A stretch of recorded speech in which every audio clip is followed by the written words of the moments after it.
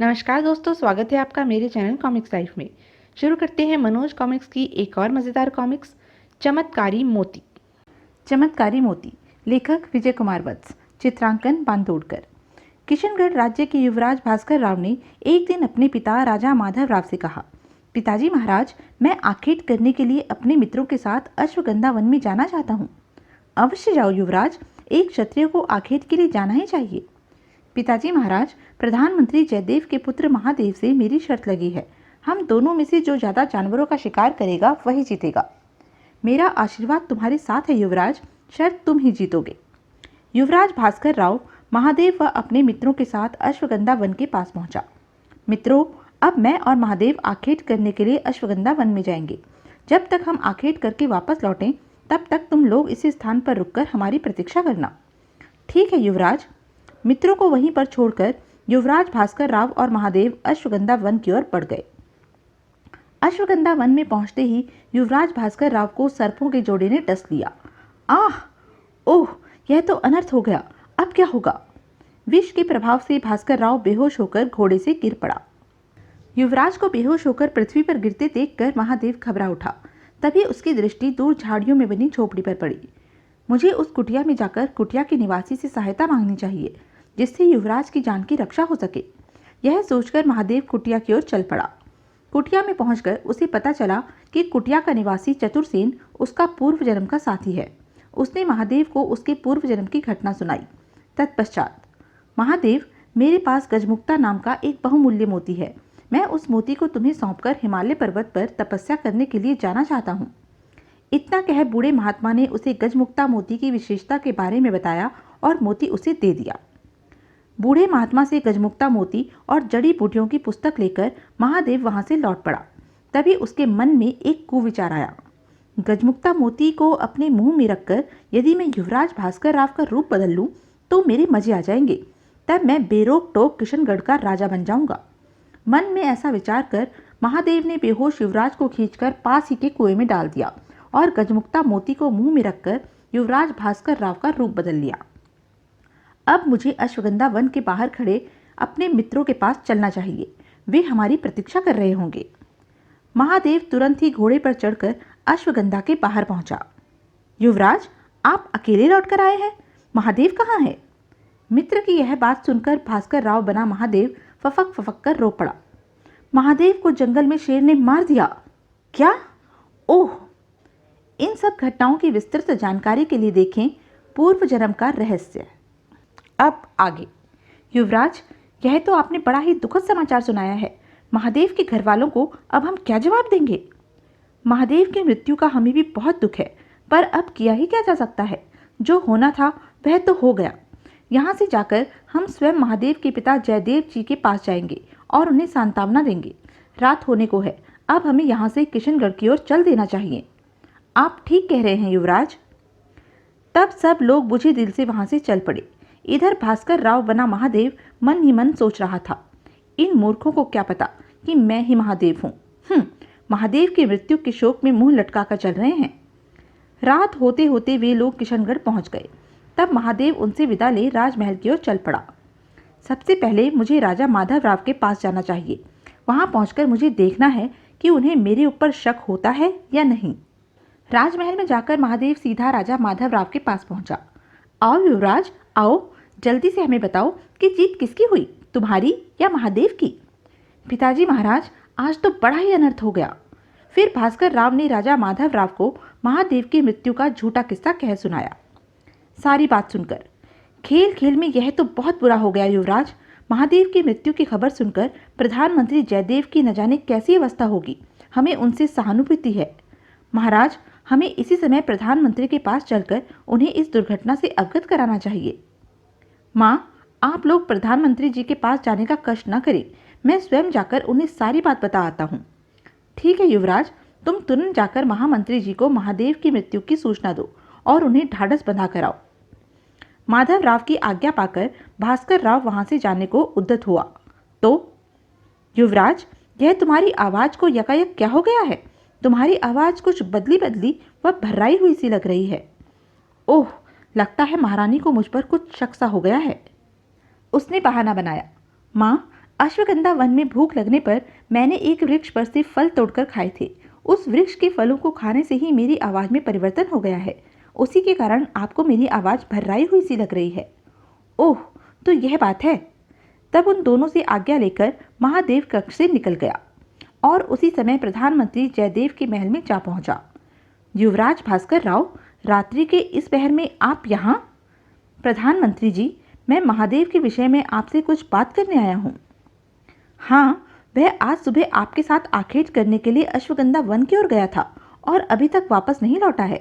युवराज, महादेव कुशलता से तो है, मेरा दिल न जाने किस आशंका से घबरा रहा है। प्रधानमंत्री जी, घबराइए नहीं, महादेव सकुशल है। वह इस समय है कहाँ? ठहरिए, आपको अभी उससे मिलवाता हूँ। यह कहते हुए महादेव ने अपने मुंह में रखा हुआ गजमुक्ता मोती बाहर निकाल लिया। मुंह से मोती निकलते ही, महादेव, तुम्हारे स्थान पर तो युवराज भास्कर राव खड़े हुए थे। वे एकाएक कहाँ विलीन हो गए और तुम एकाएक कहाँ से आ गए? पिताजी, मैं ही महादेव हूँ और मैं ही युवराज भास्कर राव हूँ। महादेव, यह सब क्या गोरख धंधा है? मेरी समझ में तो तुम्हारी बात बिल्कुल भी नहीं आई। तुम युवराज भास्कर राव कैसे हो सकते हो? पिताजी, मैं सच कह रहा हूँ। महादेव, यूँ पहेलियाँ ना बुझाओ और मुझे स्पष्ट रूप से सारी बात बताओ। तो सुनिए पिताश्री।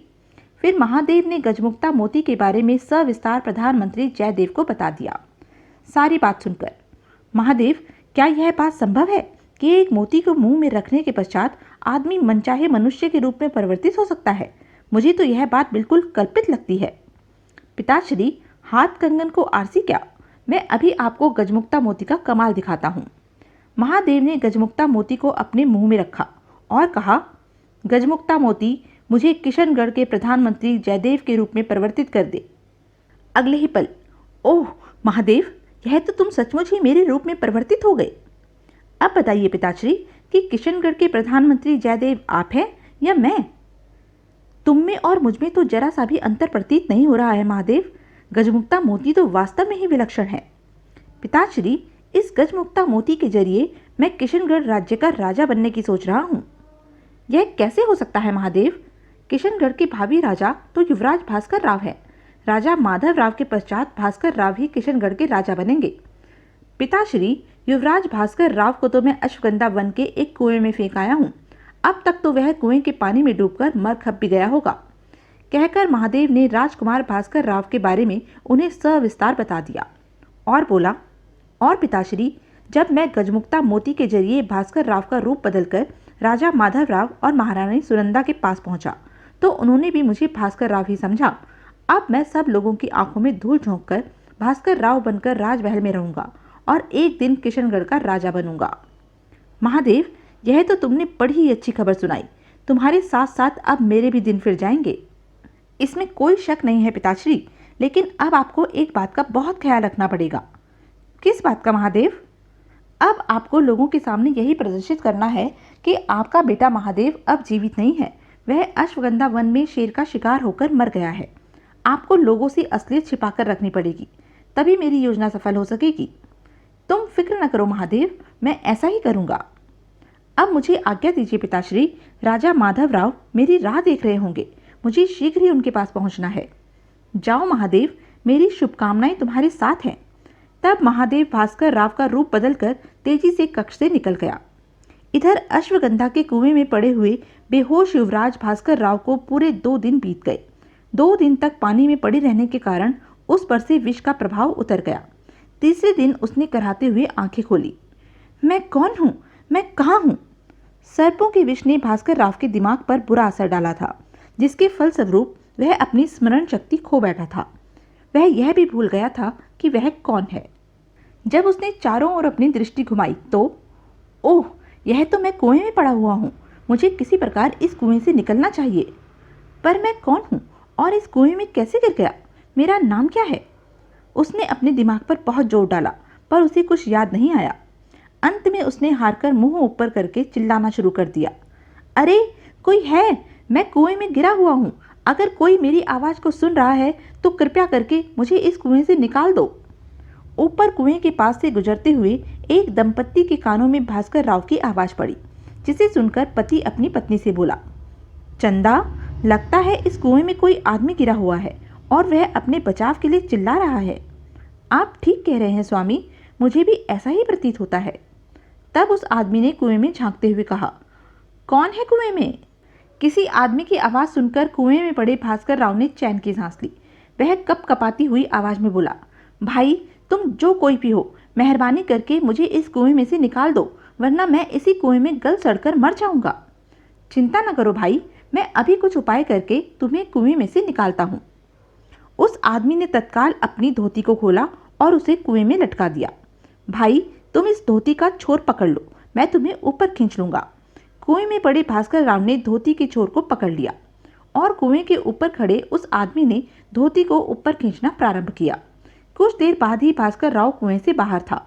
उस आदमी ने अपनी धोती पुनः बांध ली। आपका बहुत बहुत शुक्रिया, आपके कारण ही आज मेरी जान बच सकी है। मैं आपका बहुत आभारी हूँ। इसमें शुक्रिया करने की क्या बात है? यह तो हमारा कर्तव्य था जिसे हमने पूरा किया। पर मेरी समझ में यह नहीं आ रहा है कि तुम इस कुएं में गिरे तो गिरे कैसे? इस बारे में मुझे कुछ याद नहीं है। मुझे तो बस इतना याद है कि जब मुझे होश आया तो मैंने देखा कि मैं इस कुएं में पड़ा हुआ हूँ। होश में आने पर मैंने अपने दिमाग पर जोर डालकर यह याद करना चाहा कि मैं कौन हूँ और इस कुएं में कैसे गिर गया, पर बहुत प्रयत्न करने पर भी मुझे यह याद ना आ सका। भास्कर राव की बात सुनकर, तो क्या तुम्हें अपना नाम भी याद नहीं है? हाँ। ओह, यह तो तुम्हारे साथ बहुत बुरा हुआ बेटा। लगता है कुएं में गिरने के कारण तुम्हारे मस्तिष्क में चोट लगी है, जिसके फलस्वरूप तुम अपनी याददाश्त खो बैठे हो। कुछ सोचकर उस आदमी ने भास्कर राव से पूछा, बेटा जब तुम्हें कुछ भी याद नहीं आ रहा है तो अब तुम कहाँ जाओगे? मेरी तो कुछ समझ में नहीं आ रहा है कि कहाँ जाऊँ। मैं तो अपने घर का पता भी भूल चुका हूँ।